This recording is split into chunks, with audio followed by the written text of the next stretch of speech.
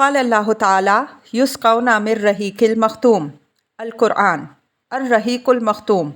رابطہ عالم اسلامی مکہ مکرمہ کے زیر اہتمام منعقدہ سیرت النبی صلی اللہ علیہ وسلم کے عالمی مقابلہ میں اول آنے والی کتاب کا اردو ترجمہ و تصنیف مولانا صفی الرحمن مبارک پوری۔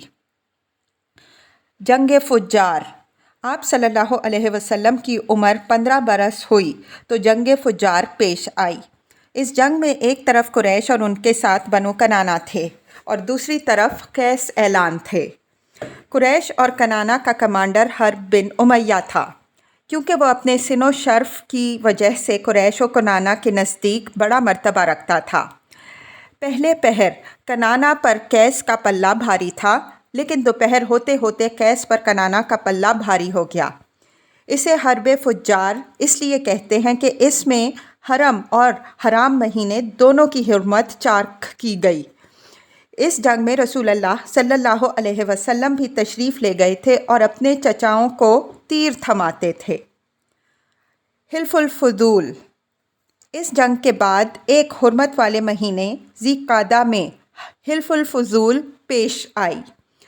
چند قبائل قریش یعنی بنی ہاشم، بنو مطلب، بنو اسد بن عبد العزیٰ، بنو زہرہ بن کلاب اور بنو تیم بن مرہ نے اس کا اہتمام کیا۔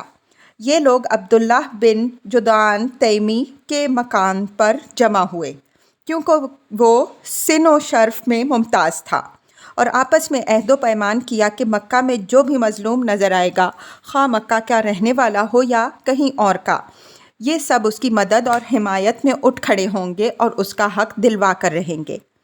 اس اجتماع میں رسول اللہ صلی اللہ علیہ وسلم بھی تشریف فرما تھے اور بعد میں شرف رسالت سے مشرف ہونے کے بعد فرمایا کرتے تھے، میں عبداللہ بن جدعان کے مکان پر ایک ایسے معاہدے میں شریک تھا کہ مجھے اس کے عوض سرخ اونٹ بھی پسند نہیں، اور اگر دور اسلام میں اس عہد و پیمان کے لیے مجھے بلایا جاتا تو میں لبیک کہتا۔ اس معاہدے کی روح عصبیت کی تہ سے اٹھنے والی جاہلیت اور حمیت کے منافی تھی۔ اس معاہدے کا سبب یہ بتایا جاتا ہے کہ زبید کا ایک آدمی سامان لے کر مکہ آیا اور عاص بن وائل نے اس سے سامان خریدا، لیکن اس کا حق روک لیا۔ اس نے حلیف قبائل عبدالدار، مخزوم، سہم اور عدی سے مدد کی درخواست کی، لیکن کسی نے توجہ نہ دی۔ اس کے بعد اس نے جبل ابو قبیس پر چڑھ کر بلند آواز سے چند اشعار پڑھے، جن میں اپنی داستان مظلومیت بیان کی تھی۔ اس پر زبیر بن عبد المطلب نے دوڑ دھوپ کی اور کہا کہ یہ شخص بے یار و مددگار کیوں ہے؟ اس کی کوشش سے اوپر ذکر کیے ہوئے قبائل جمع ہو گئے، پہلے معاہدہ طے کیا اور پھر عاص بن وائل سے اس زبیدی کا حق دلایا۔ جفا کشی کی زندگی۔ عنفوان شباب میں رسول اللہ صلی اللہ علیہ وسلم کا کوئی معین کام نہ تھا، البتہ یہ خبر متواتر ہے کہ آپ صلی اللہ علیہ وسلم بکریاں چراتے تھے۔ آپ صلی اللہ علیہ وسلم نے بنی سعد کی بکریاں چرائیں اور مکہ میں بھی اہل مکہ کی بکریاں چند قیرات کے عوض چراتے رہے۔ 25 سال کی عمر ہوئی تو حضرت خدیجہ رضی اللہ عنہا کا مال لے کر تجارت کے لیے ملک شام تشریف لے گئے۔ ابن اسحاق کا بیان ہے کہ خدیجہ بنت خویلد رضی اللہ عنہا ایک معزز مالدار اور تاجر خاتون تھیں۔ لوگوں کو اپنا مال تجارت کی غرض کے لیے دیتیں اور مضاربت کے اصول پر ایک حصہ طے کر لیتی تھیں۔ پورا قبیلہ قریش ہی تاجر پیشہ تھا۔ جب انہیں رسول اللہ صلی اللہ علیہ وسلم کی راست گوئی، امانت اور مکارم اخلاق کا علم ہوا تو انہوں نے ایک پیغام کے ذریعے پیشکش کی کہ آپ صلی اللہ علیہ وسلم ان کا مال لے کر تجارت کے لیے ان کے غلام میسرہ کے ساتھ ملک شام تشریف لے جائیں۔ وہ دوسرے تاجروں کو جو کچھ دیتی تھیں اس سے بہتر اجرت آپ صلی اللہ علیہ وسلم کو دیں گی۔ آپ صلی اللہ علیہ وسلم نے یہ پیشکش قبول کر لی اور ان کا مال لے کر ان کے غلام میسرہ کے ساتھ ملک شام تشریف لے گئے۔ حضرت خدیجہ رضی اللہ عنہا سے شادی۔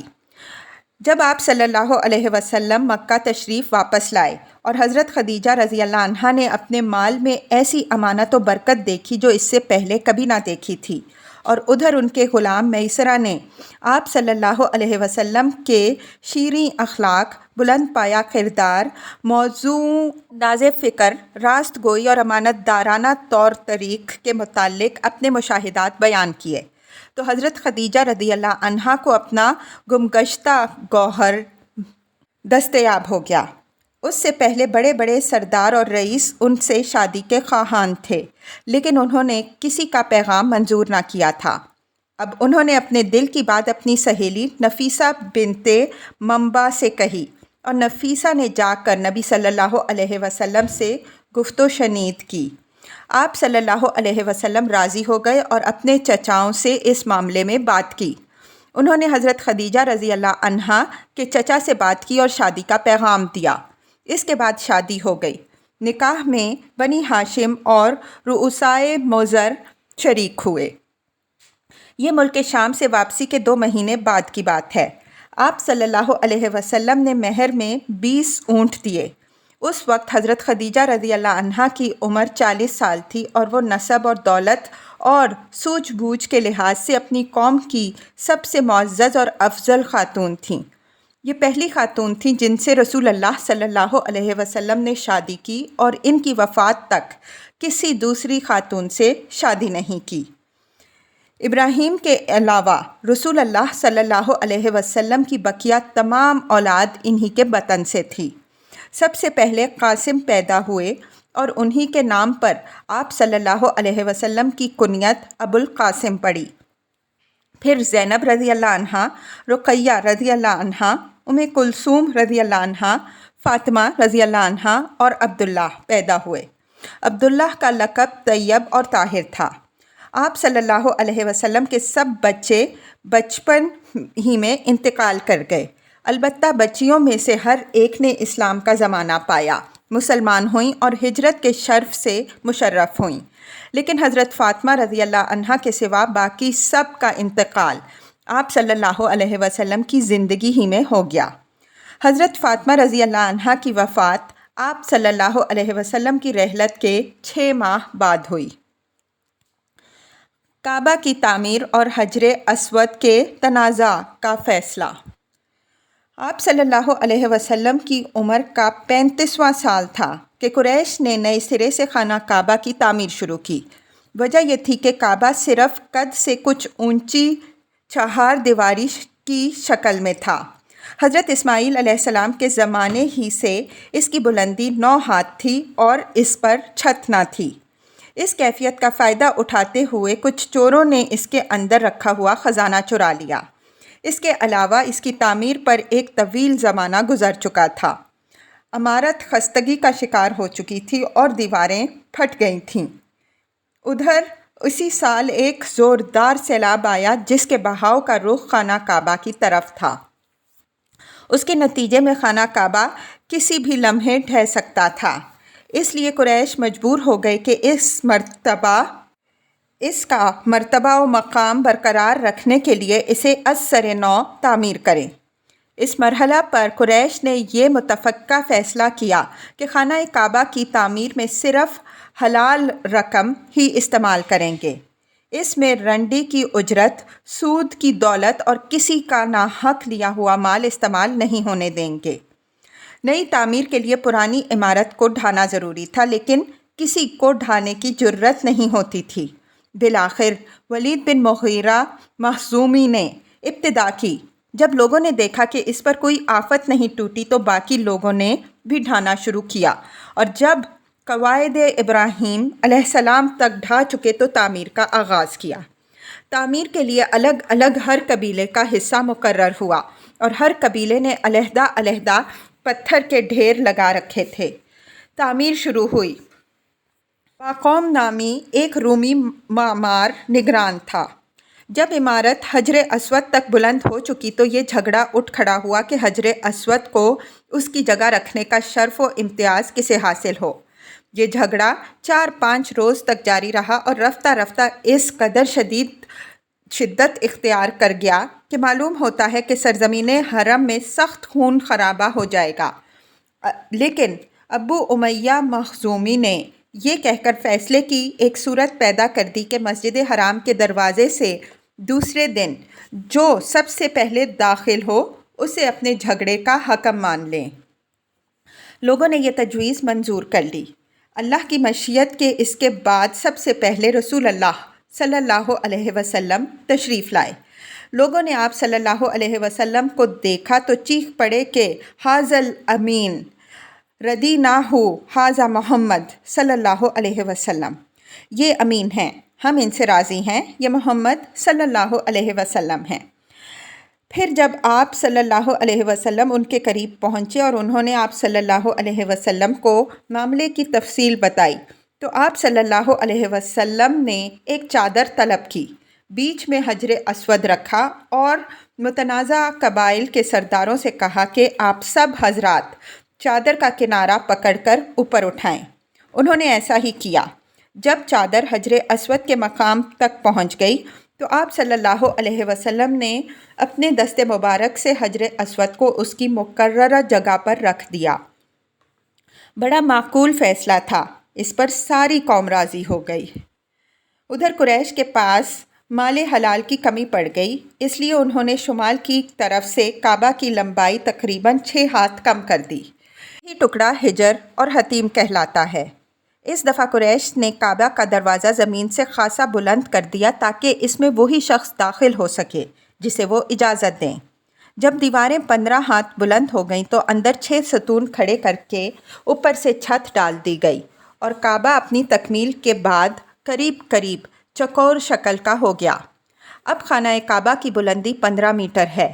حجر اسود والی دیوار اور اس کے سامنے کی دیوار یعنی جنوبی اور شمالی دیواریں 10-10 میٹر ہیں۔ حجر اسود مطاف کی زمین سے 1.5 میٹر کی بلندی پر ہے۔ دروازے والی دیوار اور اس کے سامنے کی دیوار یعنی پورب اور پچھم کی دیواریں 12-12 میٹر ہیں۔ دروازہ زمین سے 2 میٹر بلند ہے۔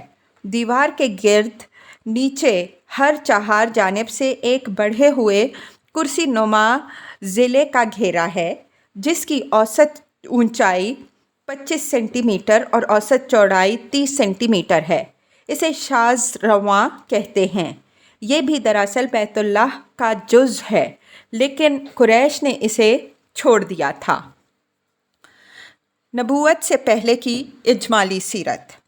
نبی صلی اللہ علیہ وسلم کا وجود ان تمام خوبیوں اور کمالات کا جامع تھا جو متفرق طور پر لوگوں کے مختلف طبقات میں پائے جاتے ہیں۔ آپ صلی اللہ علیہ وسلم اصابت فکر، دور بینی اور حق پسندی کا بلند مینار تھے۔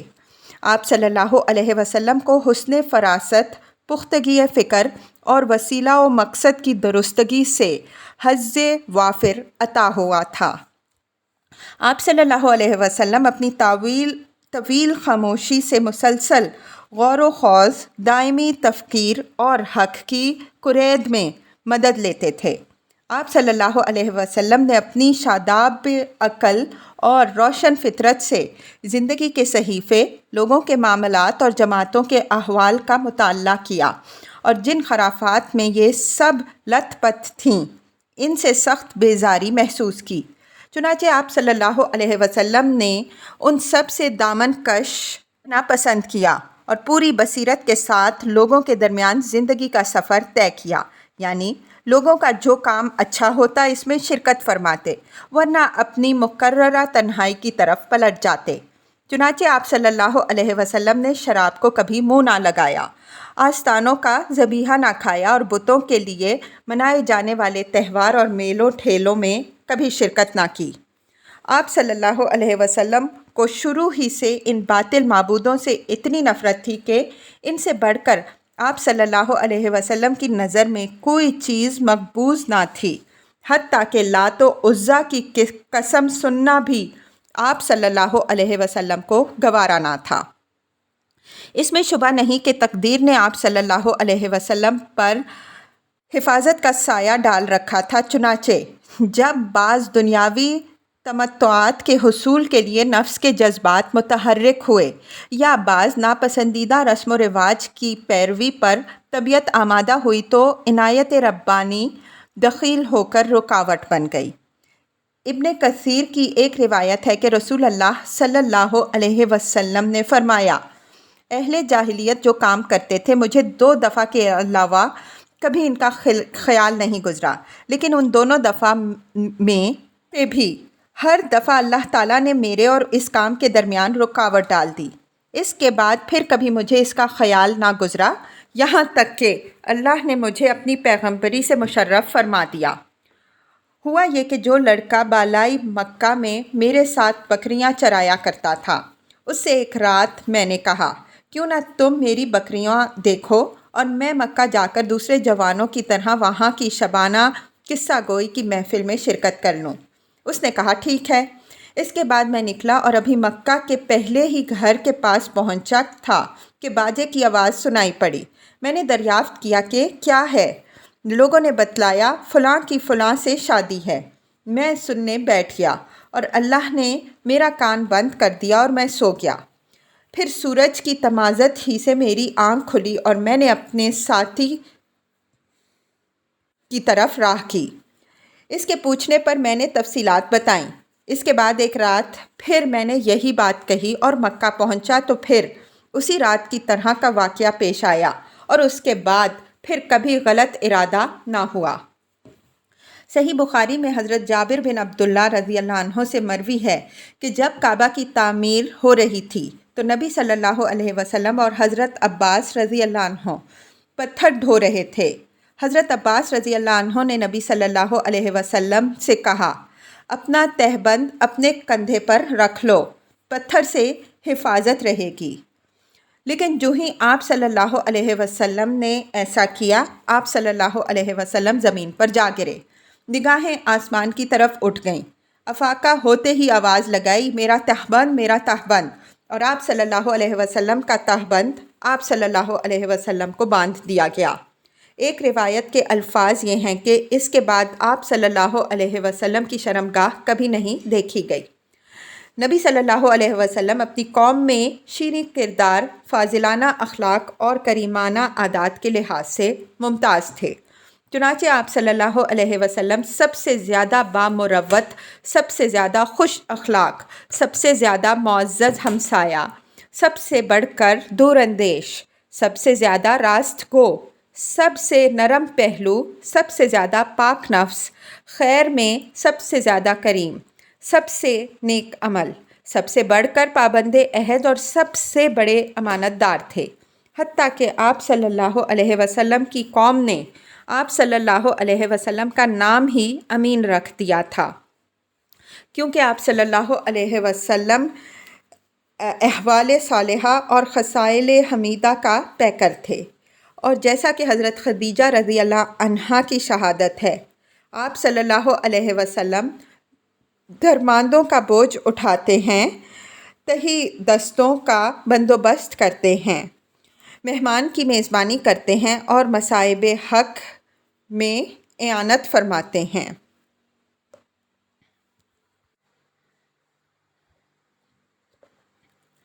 नबूवत और रिसालत की छाँव में गारे हिरा के अंदर रसूल अल्लाह सल्लल्लाहु अलैहि वसल्लम की उम्र शरीफ जब 40 बरस के करीब हो चली और इस दौरान आप सल्लल्लाहु अलैहि वसल्लम के अब तक के तामुलात ने कौम से आप सल्लल्लाहु अलैहि वसल्लम का ज़हनी और फ़िक्री फ़ासला बहुत वसी कर दिया था, तो आप सल्लल्लाहु अलैहि वसल्लम को तन्हाई महबूब हो गई।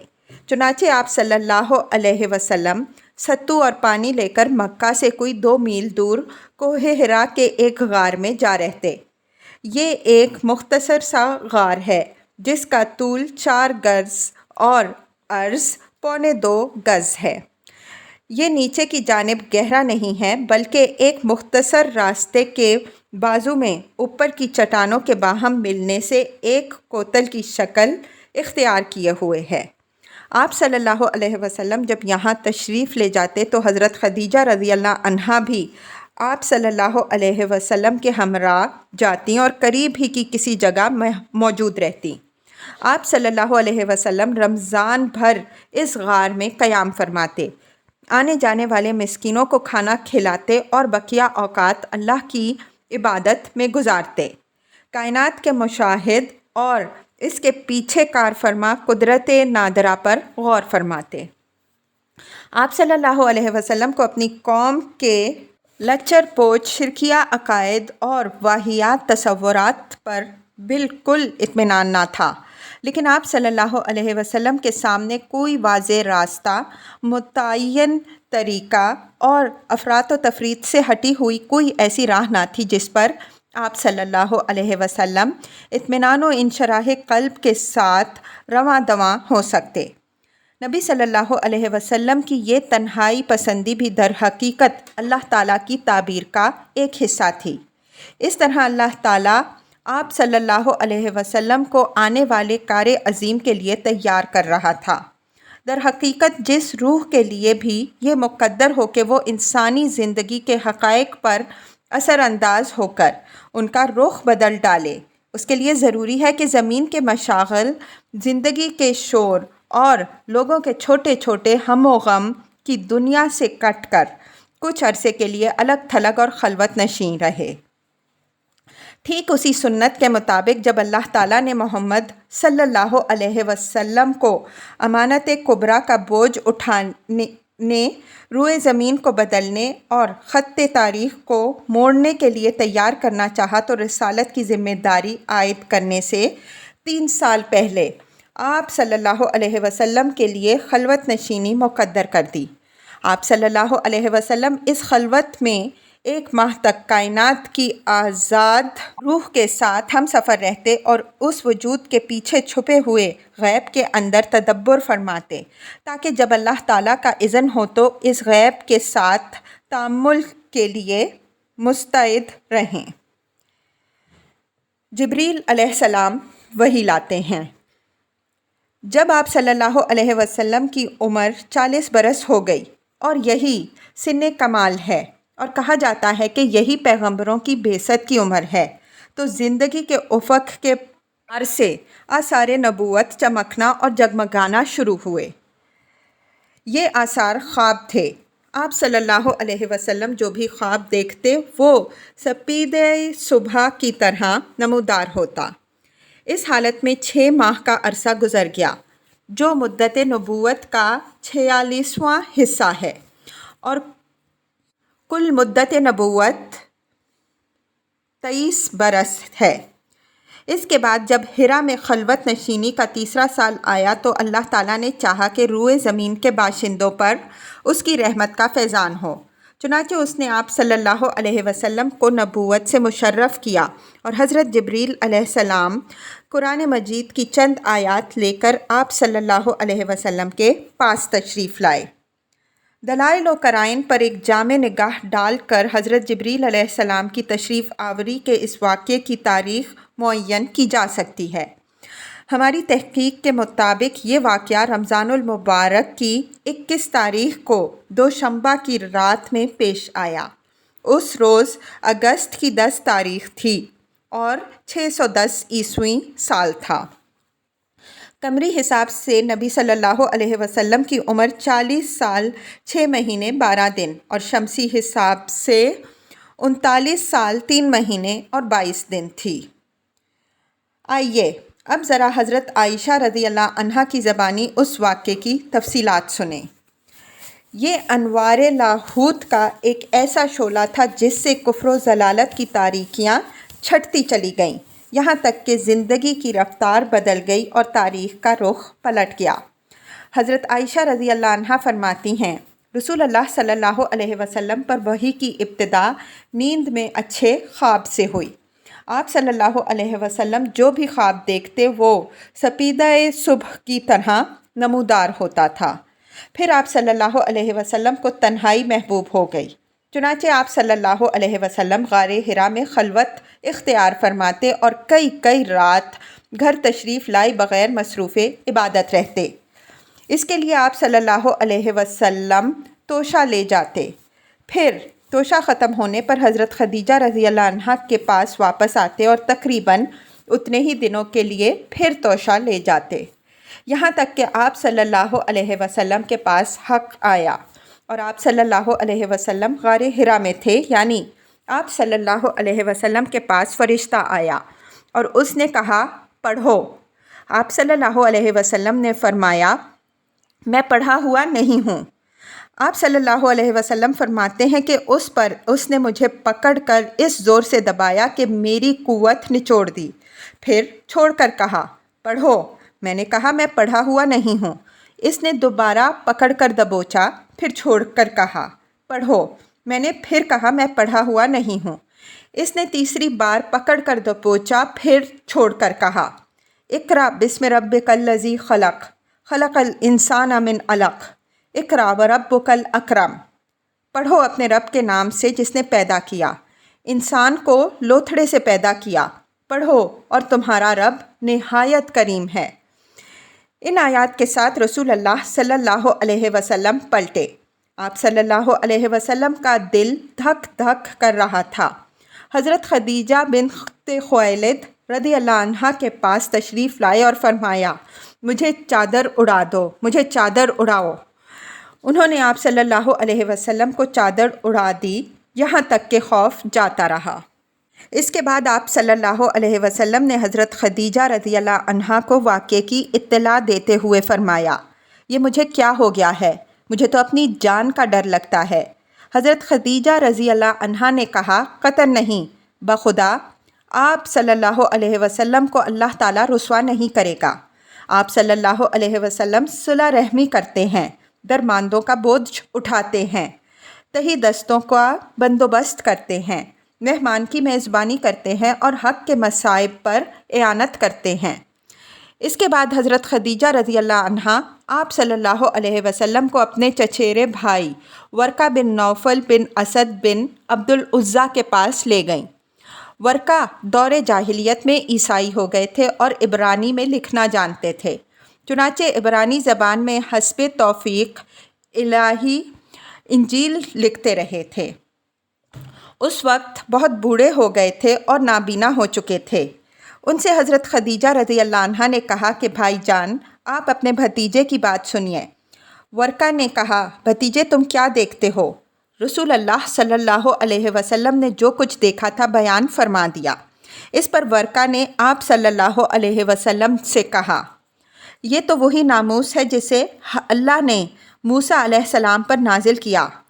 کاش میں اس وقت توانا ہوتا، کاش میں اس وقت زندہ ہوتا جب آپ صلی اللہ علیہ وسلم کی قوم آپ کو نکال دے گی۔ رسول اللہ صلی اللہ علیہ وسلم نے فرمایا اچھا تو کیا یہ لوگ مجھے نکال دیں گے؟ ورقہ نے کہا ہاں، جب بھی کوئی آدمی اس طرح کا پیغام لایا جیسا تم لائے ہو تو اس سے ضرور دشمنی کی گئی، اور اگر میں نے تمہارا زمانہ پا لیا تو تمہاری زبردست مدد کروں گا۔ اس کے بعد ورقہ جلد ہی فوت ہو گئے اور وحی رک گئی۔ طبری اور ابن ہشام کی روایت سے معلوم ہوتا ہے کہ آپ صلی اللہ علیہ وسلم اچانک وحی کی آمد کے بعد غار حرا سے نکلے تو پھر واپس آ کر اپنی بقیہ مدت قیام پوری کی۔ اس کے بعد مکہ تشریف لائے۔ طبری کی روایت سے آپ صلی اللہ علیہ وسلم کے نکلنے کے سبب پر بھی روشنی پڑتی ہے۔ روایت یہ ہے رسول اللہ صلی اللہ علیہ وسلم نے وحی کی آمد کا تذکرہ کرتے ہوئے فرمایا اللہ کی مخلوق میں شاعر اور پاگل سے بڑھ کر میرے نزدیک کوئی قابل نفرت نہ تھا۔ میں شدت نفرت سے ان کی طرف دیکھنے کی تاب نہ رکھتا تھا۔ اب جو وحی آئی تو میں نے اپنے جی میں کہا کہ یہ ناکارہ یعنی خود آپ پاگل یا شاعر ہے، میرے بارے میں قریش ایسی بات کبھی نہ کہہ سکیں گے۔ میں پہاڑ کی چوٹی پر جا رہا ہوں، وہاں سے اپنے آپ کو نیچے لڑکھا دوں گا اور اپنا خاتمہ کر دوں گا اور ہمیشہ کے لیے راحت پا جاؤں گا۔ آپ صلی اللہ علیہ وسلم فرماتے ہیں کہ میں یہی سوچ کر نکلا، جب بیچ پہاڑ پر پہنچا تو آسمان سے ایک آواز سنائی دی، اے محمد صلی اللہ علیہ وسلم تم اللہ کے رسول ہو اور میں جبریل علیہ السلام ہوں۔ آپ صلی اللہ علیہ وسلم کہتے ہیں کہ میں نے آسمان کی طرف اپنا سر اٹھایا، देखा तो जिब्रील अलैहिस्सलाम एक आदमी की शक्ल में उफ़क़ के अंदर पाँव जमाए खड़े हैं और कह रहे हैं, ए मोहम्मद सल्लल्लाहु अलैहि वसल्लम, तुम अल्लाह के रसूल हो और मैं जिब्रील अलैहिस्सलाम हूँ। आप सल्लल्लाहु अलैहि वसल्लम फरमाते हैं कि मैं वहीं ठहर कर जिब्रील अलैहिस्सलाम को देखने लगा और इस शुगल ने मुझे मेरे इरादे से गाफिल कर दिया। अब मैं ना आगे जा रहा था ना पीछे, अलबत्ता अपना चेहरा आसमान के उफ़क़ में घुमा रहा था और उसके जिस गोशे पर भी मेरी नज़र पड़ती थी जिब्रील अलैहिस्सलाम इसी तरह दिखाई देते थे। मैं मुसलसल खड़ा रहा, ना आगे बढ़ रहा था ना पीछे, यहाँ तक कि खदीजा रज़ियल्लाहु अन्हा ने मेरी तलाश में अपने कासिद भेजे और वो मक्का तक जाकर पलट आए, लेकिन मैं अपनी जगह खड़ा रहा।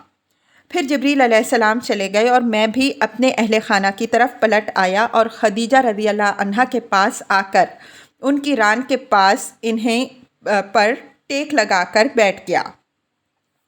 उन्होंने कहा, अबुल कासिम, आप कहाँ थे? बखुदा मैं आपकी तलाश में आदमी भेज रही थी और वो मक्का तक जाकर वापस आ गए।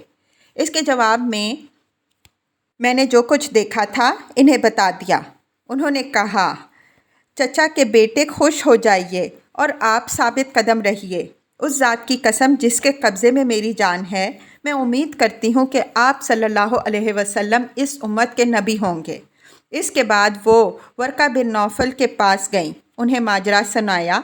उन्होंने कहा, कुद्दूस कुद्दूस, उस ज़ात की कसम जिसके हाथ में वर्का की जान है, उनके पास वही नामूस अकबर आया है जो मूसा अलैहिस्सलाम के पास आया करता था। ये उस उम्मत के नबी हैं, इनसे कहो साबित कदम रहें। इसके बाद हज़रत खदीजा रज़ियल्लाहु अन्हा वापस आकर आप सल्लल्लाहु अलैहि वसल्लम को वर्का की बात बताती हैं। फिर जब रसूल अल्लाह सल्लल्लाहु अलैहि वसल्लम ने हिरा में अपना क़याम पूरा कर लिया और मक्का तशरीफ़ लाए तो आप सल्लल्लाहु अलैहि वसल्लम से वर्का ने मुलाकात की और आप सल्लल्लाहु अलैहि वसल्लम की ज़बानी तफसीलात सुनकर कहा, उस ज़ात की कसम जिसके हाथ में मेरी जान है, आप सल्लल्लाहु अलैहि वसल्लम इस उम्मत के नबी हैं। आप सल्लल्लाहु अलैहि वसल्लम के पास वही नामूस अकबर आया है जो मूसा अलैहिस्सलाम के पास आया था।